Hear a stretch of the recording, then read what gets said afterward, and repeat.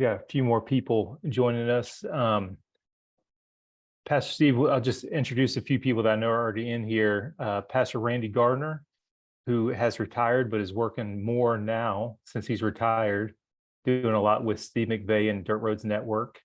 He's one of our district ambassadors that we have go around to represent our office. Pastor Melody Smith is in the Parkersburg, West Virginia, right near Ohio River.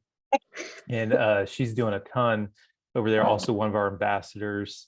And Pastor Lewis Brandon is working with our clergy care team, and he's at Jordantown Wesleyan, doing a phenomenal job there as well.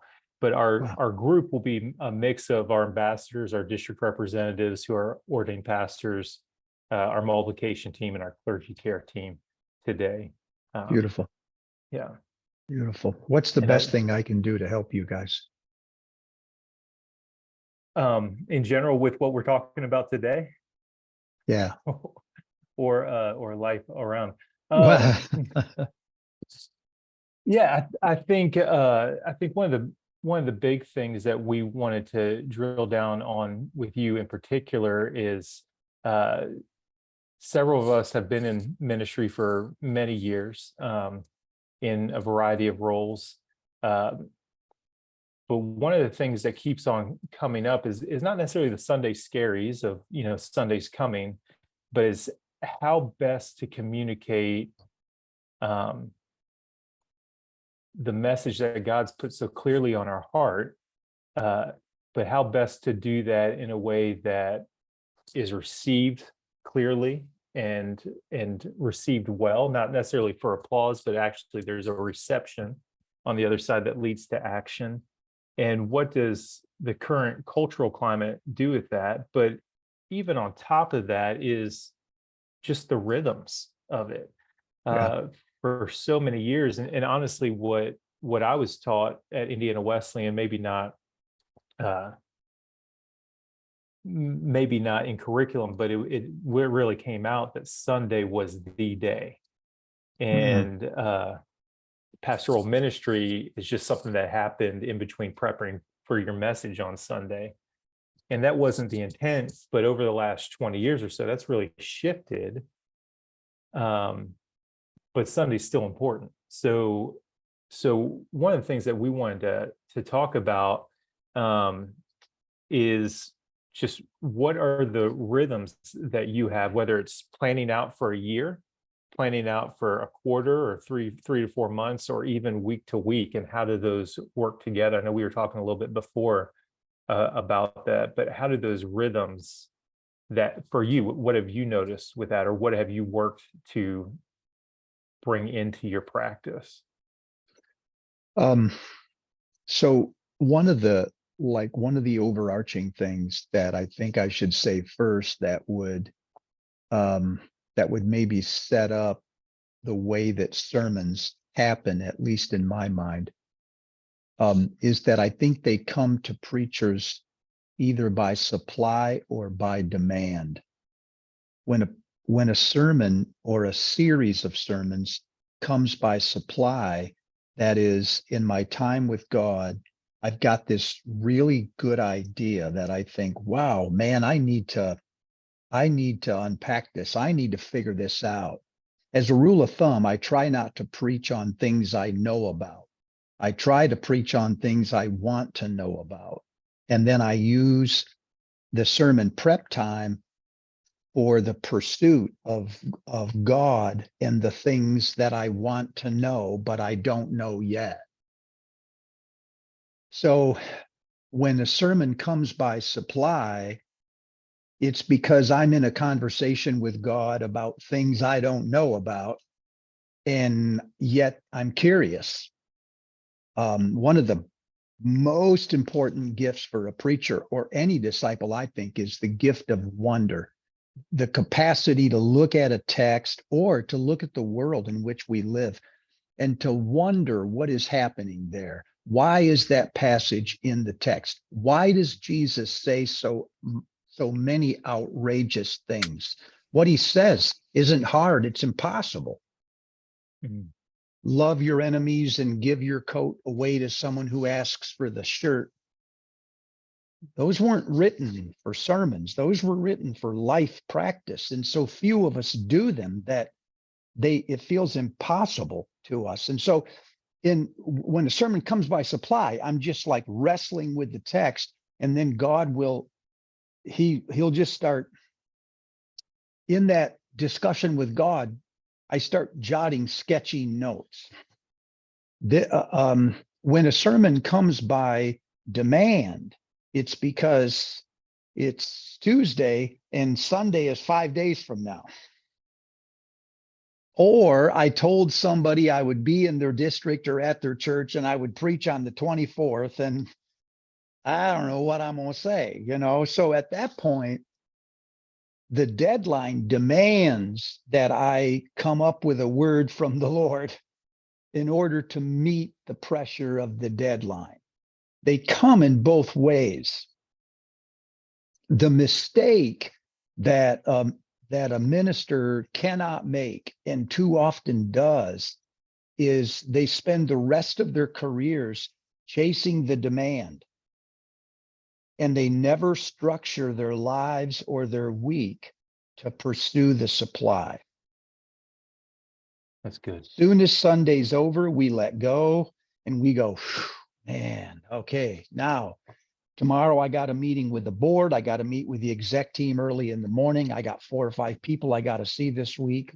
Like I'll have you know this, Tim, from our conversations, I'll have between 12 and 15 meetings every week, plus 200-300 emails that I've got to respond to personally, on top of people I meet in the community or on the road. And so my tendency is to get through a Sunday and to just go, oh man, I'm glad that's over. Now I got to chase these other things. And what happens is I get too late into the week and I feel the pressure of Sunday coming, and all I'm doing is chasing the next demand. It's the next deadline. And once in a while, you can preach a good one that way. If you preach enough of them, you'll get lucky, But the best sermons or at least the ones I've felt more comfortable about, are sermons that just arose in my time with God when nothing was due. And then in that conversation, I started to play with other ideas.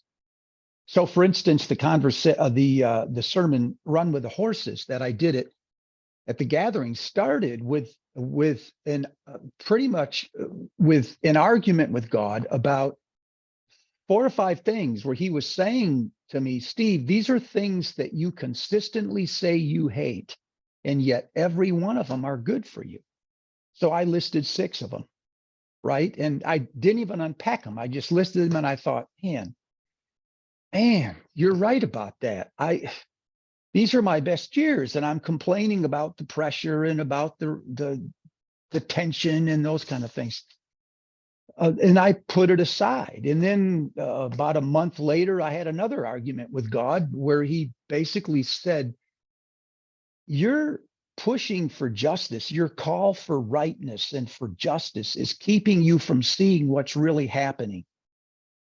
Son, you got to pay attention to the big picture. You're getting lost in the little narratives. And you're not wrong about those things, but you're just blind to the bigger picture. So then over time, those words came together. And then when I hit that text in Jeremiah, I mean, it blew my mind. I went, oh man, that was a hit in the mouth. But it wasn't due. The sermon was never due. And I had time to marinate in it. I was going to ask, how do you protect that time? But I'm not going to ask that question. I want to ask when do you know that you've not protected that time and you get back into the cycle of the demand instead of the supply? When I start dreading preaching. When I feel like I got to do it. Yeah. So what do you do to get back into that? Schedule some time off. I try to I'll move preachers and say, I need you to do like 2 weeks from now, man, because I'm feeling I need a week here or a couple weeks there where nothing is due. And I can just, with a New Testament in my one pocket and old in my other, I can walk in the woods. I can walk down by the water. I have a cottage in Holland. I can walk down by the water, down by Lake Michigan. I can sit in the back corner. I sit alone in the mornings, every morning from about 5 or 5:30 to by the time the staff gets here at 8. So about 2.5 hours. I sit in the dark with no lights on, so I can't be distracted by things I see. And in that, sometimes I'll read the scripture with my phone. I use the little flashlight and read the text, then turn it off. And then I just like stare off, and think, what on earth is God saying, stuff like that. And nothing is due.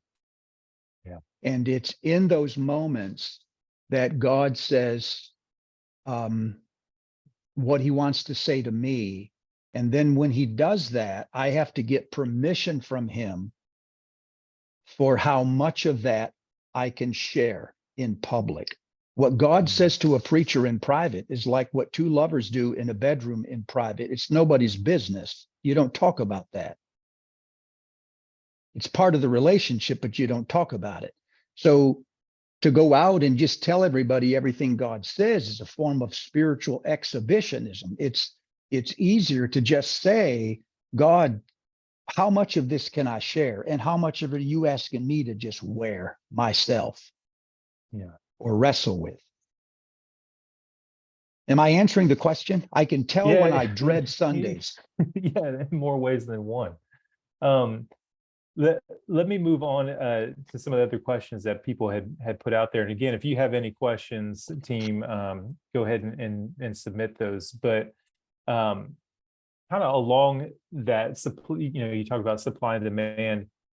How much of a planning the sermon year, sermons for the year, do you do, if any at all? That's become popular, but some people may feel like it's restrictive. So the demand side of that for me is the Christian calendar. That starts to constrain what my themes are. So I use the Christian calendar as a way to inform my themes, and those inform only the themes. So I start with Advent, then we go into Epiphany, then Lent, then Easter, then Ascension, then Pentecost, and then this long period of ordinary time, which generally starts the 1st of June-ish, and it goes through late fall. That's the time where I have a little more, I can go in different directions. And so in that ordinary time, I'll try to structure sermons about transformation. I use either the themes of College Church, transformation, belonging, including, or I'll use the soul shifts. I'll do a series on me to we, or a series on sheep to shepherd. But for the Christian calendar part of it, I simply use that part of the calendar, say Epiphany or Lent, as a guide to create a series of sermons along that way. So this last Epiphany, I did a series called Beginning with Moses. And the hook of this was, why is it when Christians talk about Jesus, they start with Christmas? But when Jesus talks about himself, he starts with Moses. We start 2/3 of the way through the movie with no recollection of what's happened before we got there. Why is it that when most Christians share the gospel, the Old Testament's almost never referred to? And yet for Jesus, there was no New Testament. So you can see what I'm doing. I'm using the idea of Epiphany, which is how does God reveal himself in Jesus Christ? That's the big theme. But then I'm creating my own series within the constraint of that theme, using the life of Moses as a guide to understanding the work of Jesus. I'll use Moses to reveal Jesus. And I'll do the same thing for Lent. I'll do a series, for instance, on Jesus and the death of God. How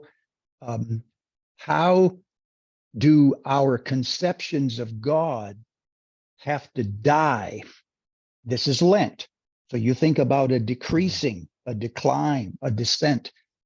How do our conceptions of God need to die?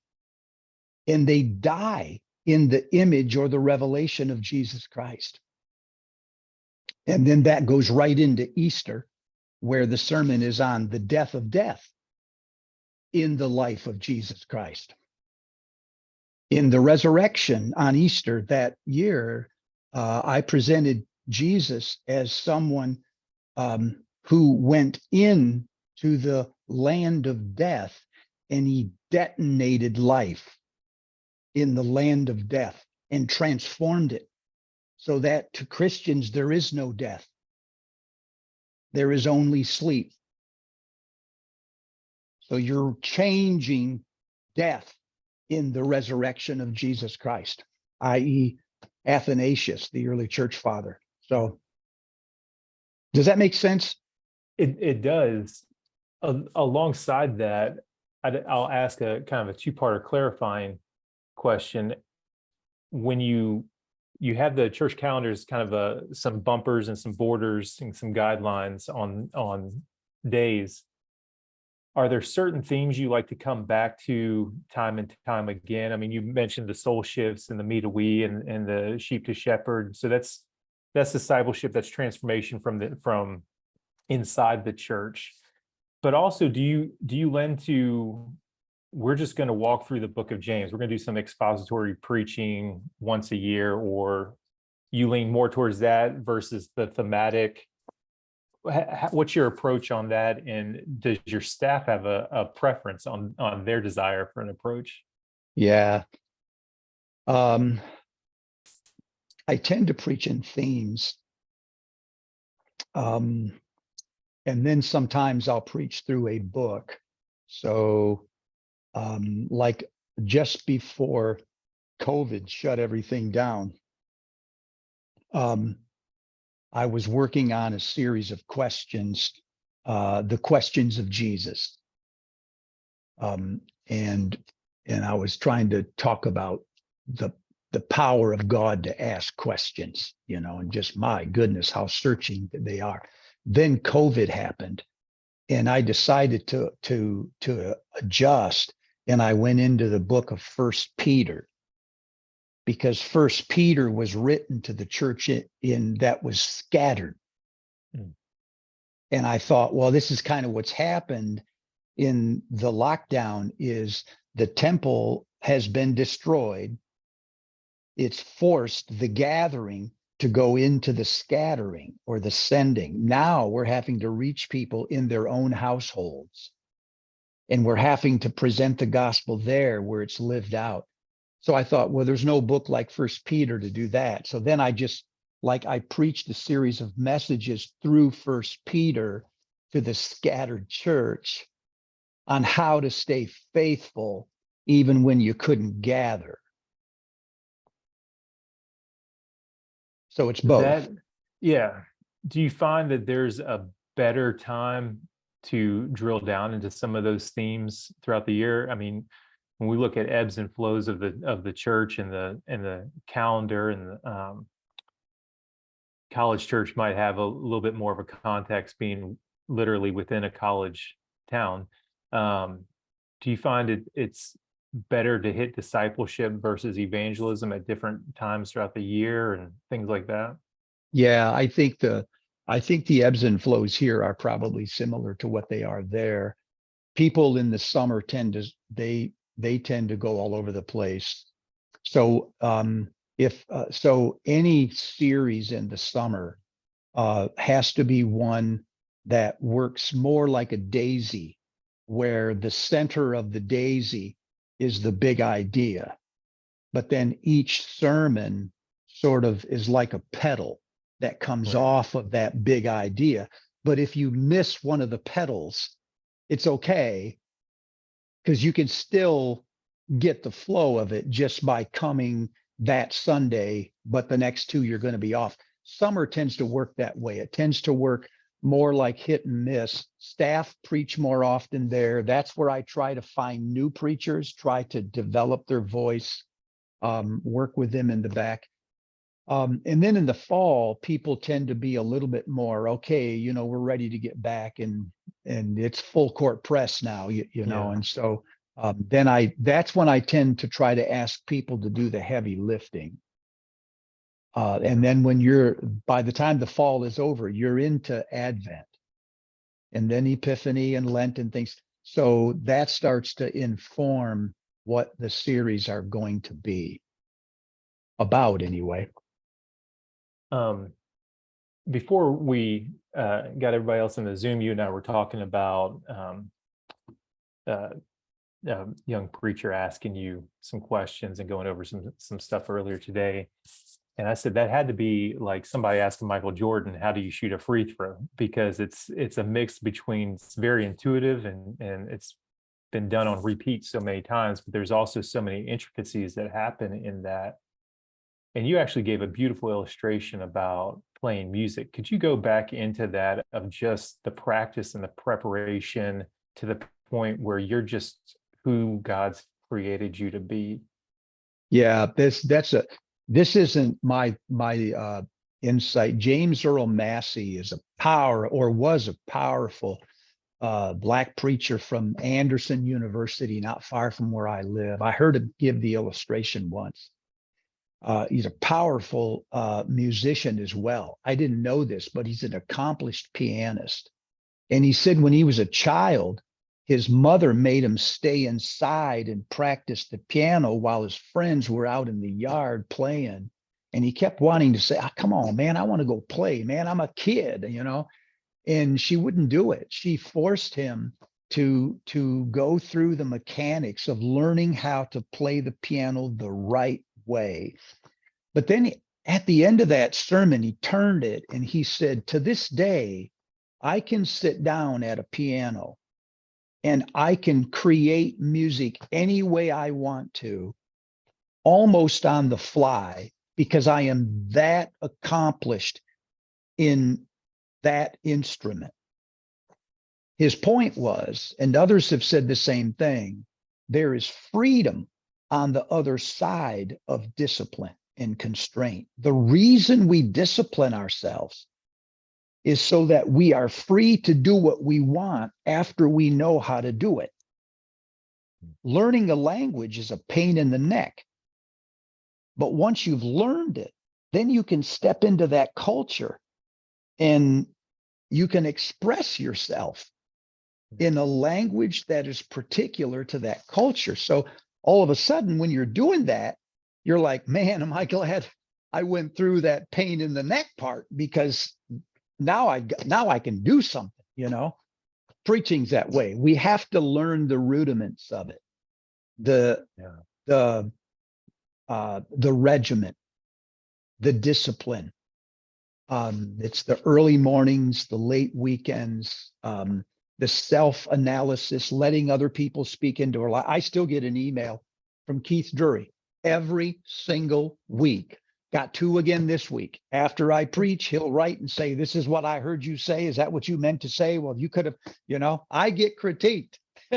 I've done this 42 years and that old boy is still, you know, critiquing. Well, here's what we heard, you know.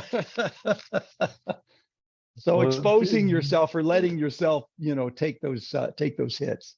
to be fair, I have personally heard him say that one of the best sermons that he's ever heard was from you as well. So he might give the critique to you, but he gives the praise to you to other people. He So is Yeah, I'm not being fair. He's the most encouraging, guy that I know.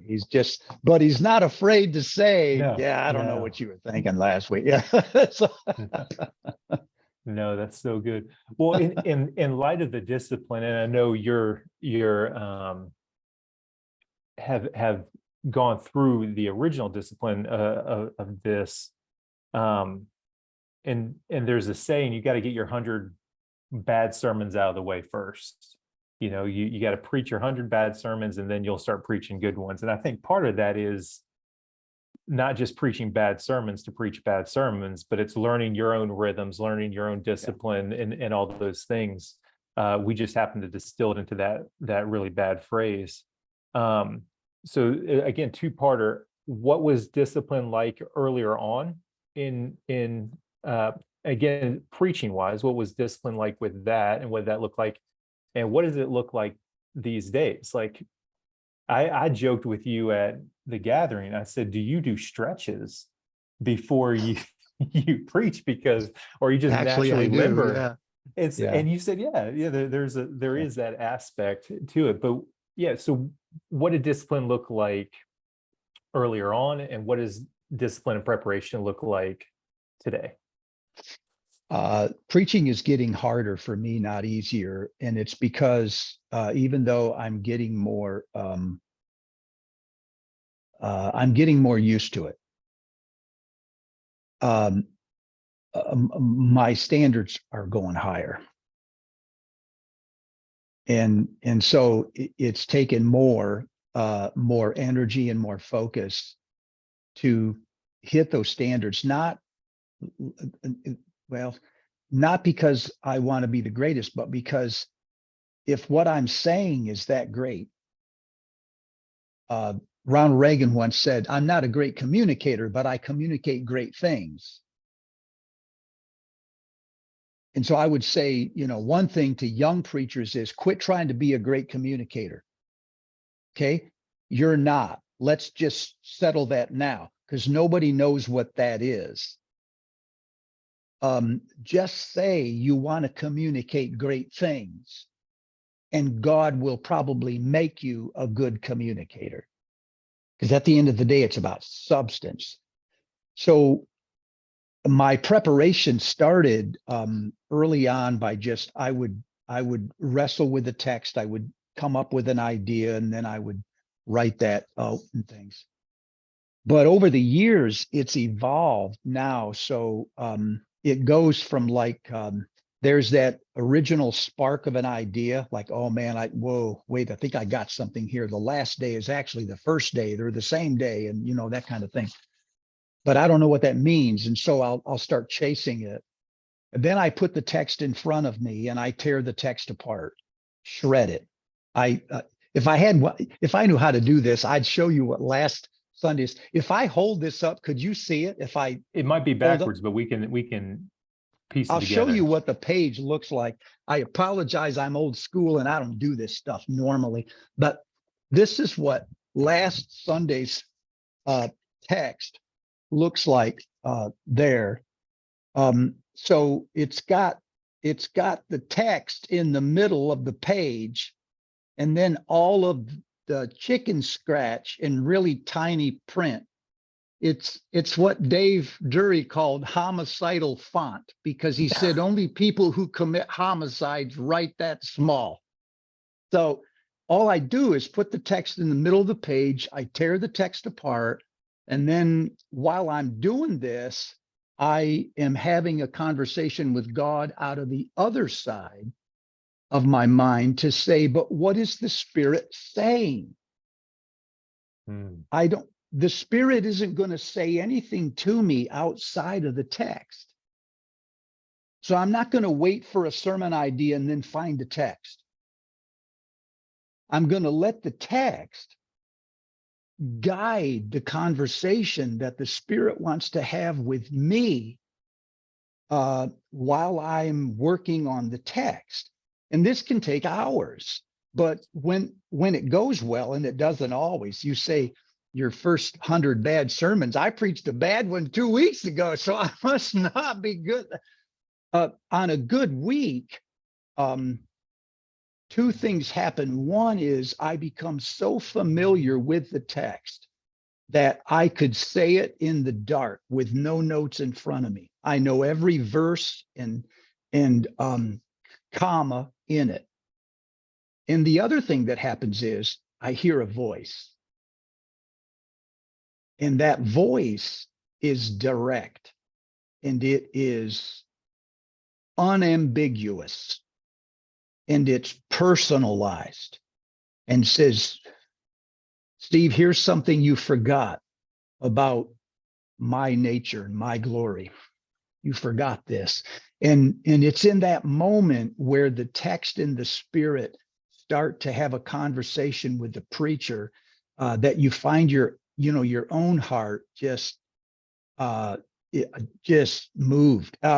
If you were standing outside the door, you would hear like sometimes groans, and sometimes you'd hear like, oh God, oh my goodness, and oh my word, dear Jesus, help me. And that conversations that are happening as I'm hearing this voice, looking at this text. And then so that's a huge stage that takes hours. And then I start to color. You can see on this piece here, you can see there's like arrows down to the side. I'm pulling stuff out, pulling it down. Okay, that's going to connect with the part in the upper hand. Oh wait, that's going to go. That's when I start to organize and move those pieces around. So what goes where? And then after that, I actually write a full manuscript, word for word. That's just, go ahead. That's just to write the sermon. Now, what happens on a Sunday morning is another whole regiment we can talk about in a minute. Well, I was going to ask, the state of church these days, there's programs you can get, like, hey, this is how you need to write your sermon. And for $19.95 subscription, I will teach you how to do all these things.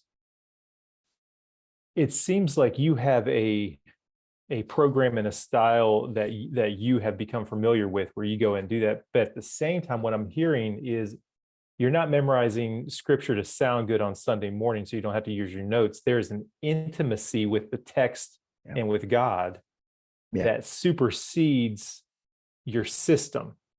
Yeah. And the system really organizes your intimacy instead of trying to hope that intimacy comes out of the system. Yeah. Am I picking that up correctly? Yeah. Yep. I'm reading it. So another thing I would say to ministers is find somebody to read the text with, and that's somebody who reads it. What you're looking for, and this is going to sound horrible to say this, you're looking for somebody who is conversant in the text. They're fluent in the text. What I mean is, in any conversation, they can reach for passages here and there without looking them up. And what sounds terrible is it's really hard to find those people even among ministers, because we've given ourselves to so many things and we've forgotten that this is just my conviction. So it's like featherweight, but I think we've forgotten as ministers that what reverend means is that you deal with revered things. And we get lost in things that are not reverent, and the text is reverent, and we have so little time for the text. So one of the jobs of the minister is to be the resident scholar and the resident theologian, because in your churches there is no one else to do that. So to become conversant in the text is what you're looking for. So that's why one of the guys I go to consistently is Dave Smith. Because the dude can drop a dime on any text from any subject. So we get in the room, close the door with a big whiteboard in front of us, and we start having at it. So I'm like, okay, here's my rough sketch idea. I'm going to do the kingdom of God thing. Here's what I'm thinking. And he'll kind of look at it and process, and he's like, well, now wait a second, and it's in that tension. I'm like, yes, that's what I need. Scratch that off. Let's do this. It's in that tension that the series gets both focus and it gets energy. Yeah. The energy to preach the sermon comes from those kind of struggling that you're always doing. So find somebody who reads the text well and get in a room with them about once every 2 or 3 months and map out, 2 or 3 months worth of stuff. So then what does Sunday morning look like? You alluded to that. That preparation might be completely different, or Saturday evening if somebody has Saturday evening service. So for me, I can only speak of my own. I don't know how this would translate to Saturday. I go to bed early Saturday night. It generally starts with a walk. Like I'll go for a good hard 4-mile walk at is like late afternoon. And in that walk, the sermon's written, but in that walk, I'm starting to distill it. I know the big idea. That's one sentence. And in that walk, I'm just playing that big idea out in my mind. Then I go to bed early, and then I get up at 4 or 4:30 on a Sunday morning. Then I come in. No, I'm up at 4. I'm in the office by 4:30, and then I just go through this regiment where I'll read the manuscript that I wrote, and then I'll sit in the dark for a long time and just kind of soak in it. So the ideas in that manuscript, I kind of marinate in them. So I internalize them. Then I'll go back to the manuscript. I'll write stuff, chicken scratch in the margins. I found a better way to say it. Then I color code it. And then I go from there into kind of a summary of it. So what I would say to your pastors is this: write a manuscript, because you never know what you're going to say. You think you know, but you don't know. And that'll become evident on Sunday. So write the manuscript, and that's going to be like boots on the ground. Then after you write it, the way to remember it is go up to 2,000 feet. And with the manuscript in front of you, think of the major chunks in that sermon and summarize them. There should be about 3 or 4 sentences that you'd put in front of each one of those major chunks. Then go up to 5,000 feet and memorize only the movements. There I'm going to say, if I were to summarize the whole sermon, I could do it in about 8 or 10 talking points. And I'll put a thing on my wall and I'll just like write 1, 2 with little arrows that talk about, then I'm going to transition to this big idea, then transition to that big idea.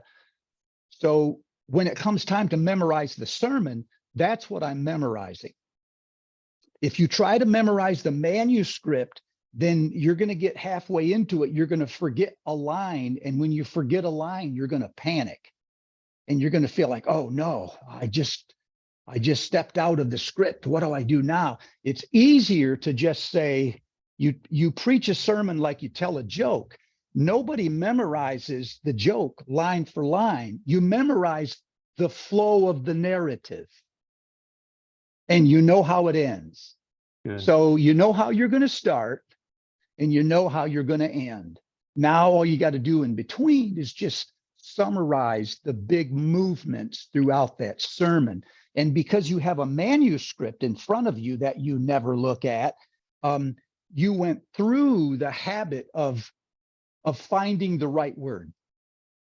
You've kind of disciplined yourself to say, well, what? No, that's the almost right word. What's the right word? And you went through that. So now you've got the eloquence. What you need now is freedom.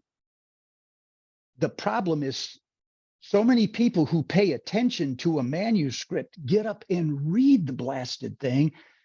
And the congregation's thinking like, why don't you just send me the file? Preaching is a communication event. It's not a performance. It's a conversation with a few hundred people. So what you want is eye contact. And so you've got to maintain that. But while you're doing that, you've done the hard work on the sermon. So the content is always there. You just got to remember the flow of it. How does it move? Am I confusing you? That's a lot. No, it's really good, and there's a lot that makes sense. We only have about 10 minutes left. I wanted to open it up to questions. I could talk to you for hours, Pastor Steve, and have before, but just anybody have any questions, whether that's followed up from some of the things he said earlier or something that we hadn't talked about? Feel free to jump in.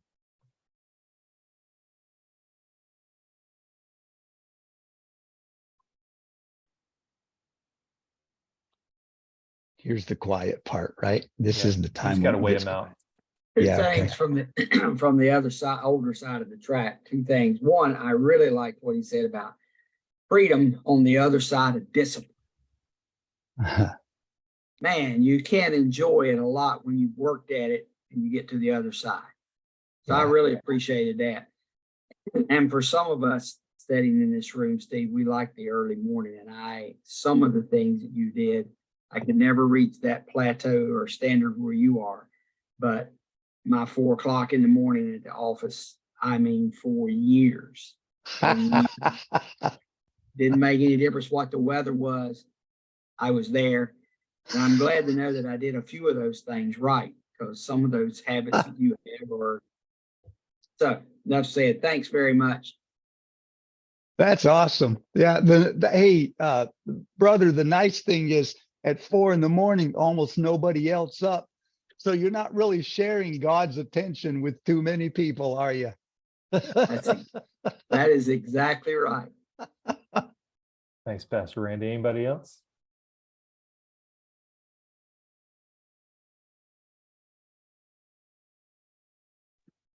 Lewis?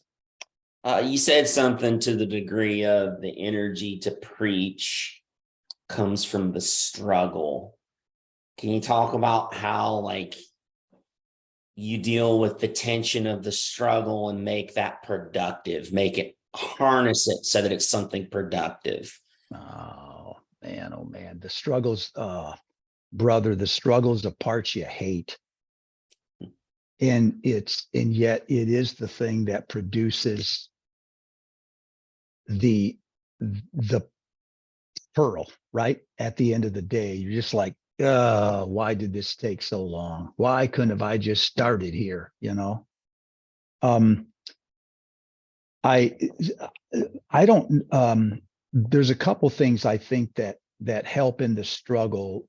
One is the tenacity to stay with it. I think you have to have something in your belly that says a sermon is not good enough. What my people need is a word from God. And a sermon is a cheap substitute for a word from God. And so it's the tenacity to keep staying in the struggle for that sermon, even though it's wearing you out. At the same time, a second piece would be just letting go.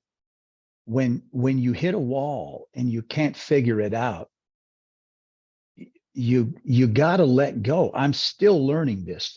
My wife says, man, I mean, like a dog with a sock, you just won't let it go. But in probably the last couple months, God has been teaching me how good he is apart from my effort.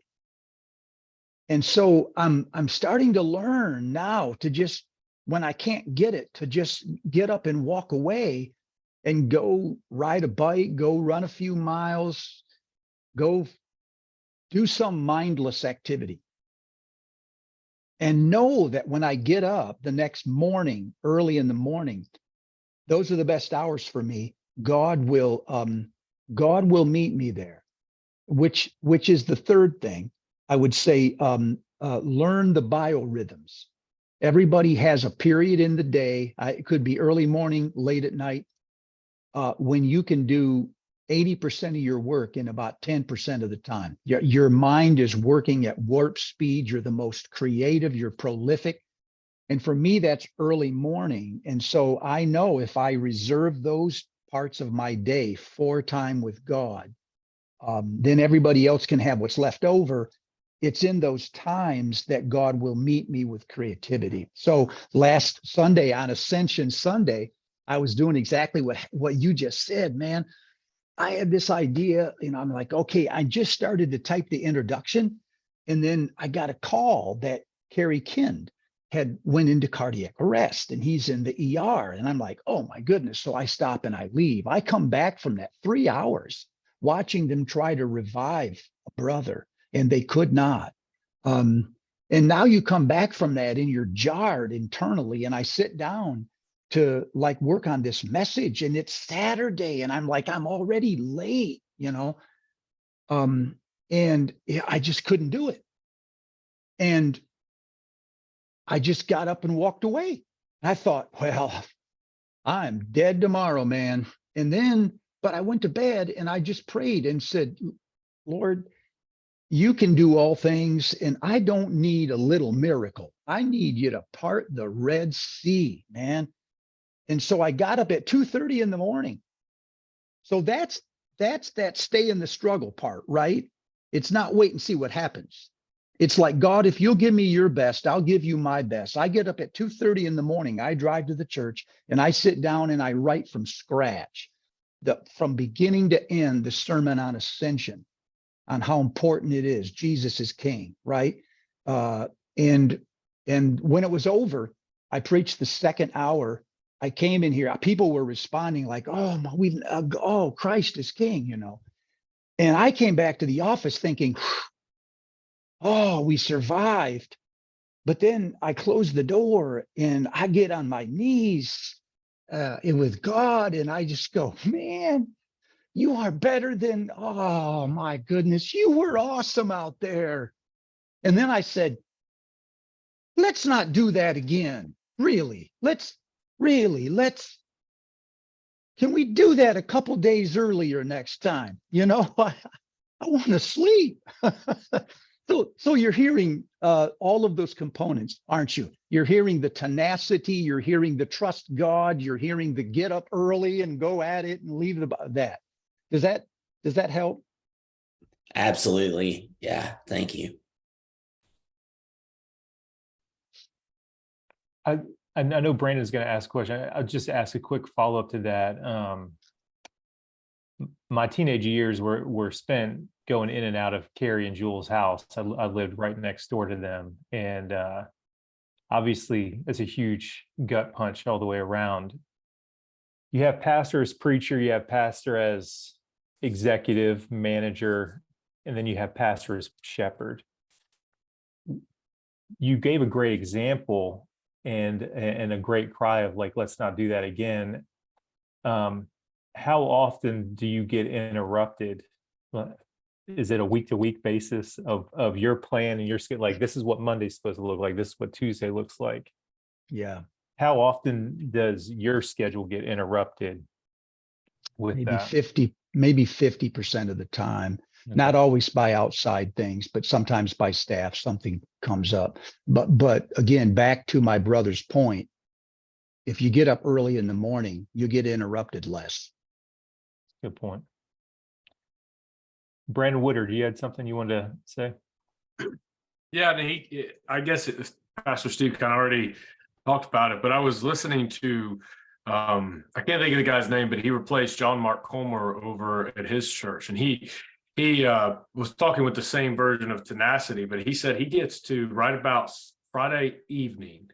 And he says, look, where it is Friday evening is where it is Friday evening. I don't pick it up until Sunday morning. And he says that he gets to the end and it breeds a humility in him. And he gets there and he says, this is all I can do, God. Now I need you to do your part. Is that kind of what you're saying, Pastor Steve? Or are you saying chase that rabbit till you got it? Well, yeah, for me, I don't take Saturday off unless I feel like I've at least got a good rough draft. Come in Sunday morning early, clean it up a little bit, and then let it fly. That would be fine. But in order to sleep at night, I got to know that I've got the genuine idea, and then I've got some way of talking about that. If I know that, then I'm good to let go. But it all depends on the week. So for me, generally, the Sabbath I get, which is just about every week, starts Sunday at noon. And it goes through Monday. So I get about 24 hours, sometimes 36 hours of it. But there's this thing in me that feels like it's not done. It's not done, you know. So, so I have a little bit of a different rhythm. What I've got from John Mark Comer is the value of Sabbath and how crucial that is to the replenishment of the soul.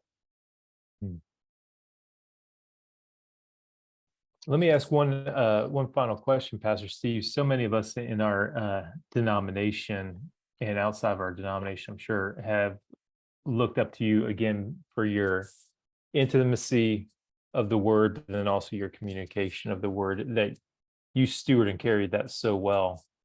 Who were one or two people that you looked up to when it came to that growing up? One of them years ago was Tony Campolo. He was back in the day. What I got from him was passion. I listened to Ravi Zacharias. I know things ended badly for him, but as a communicator, what he conveyed was intellect, the power of intelligence. I would watch Maxwell back in the day. I didn't get content there, but I got how to connect.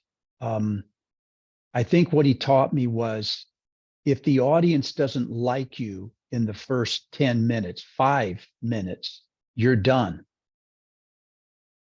So you've got to do something in the first 5 minutes to connect with that audience.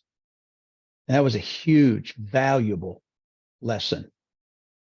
From my father, who was a preacher, I got the discipline of study. He never had an office. He had what he called a study. And he did his work there. And so it was really a combination. I think if I'd say anything to young preachers, I'd say, this is going to be counterintuitive. I don't podcast people. I don't watch preachers.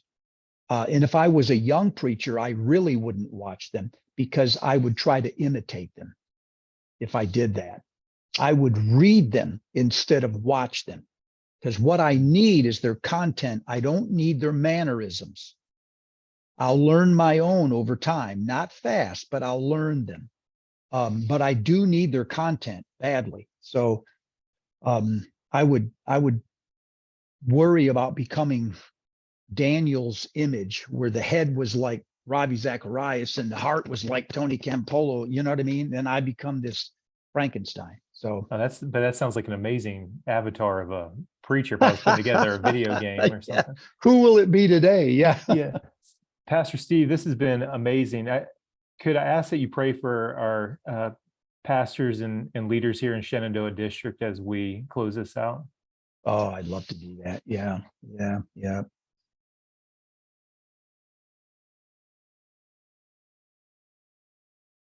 Father, it's a privilege. It really is a privilege to talk about the proclamation of your word. There's nothing like it. When it is stewarded well, and when it is driven by the wind, the Holy Spirit, your word, it it can do things. We can speak as people with authority and not as the other scribes. And that's what I ask for my friends here on this call. I just pray that they would each in their time and places be in a room with you alone. If you did that for 60 seconds, just 60 seconds, Father, it would be so amazing. They'd come out of there just exuding with humility and confidence and courage, and they would have a fire. That's what I ask for. Give them the word of the Lord as a fire in their mouth. And let it reach and spread into their congregations until you become famous again in their church. In Jesus' great name, amen. Amen. Thank you so much, Pastor Steve. Thank you, everybody, for joining us. I really appreciate it. Thanks, Y'all be everyone. blessed. Thank you. Great to be with y'all.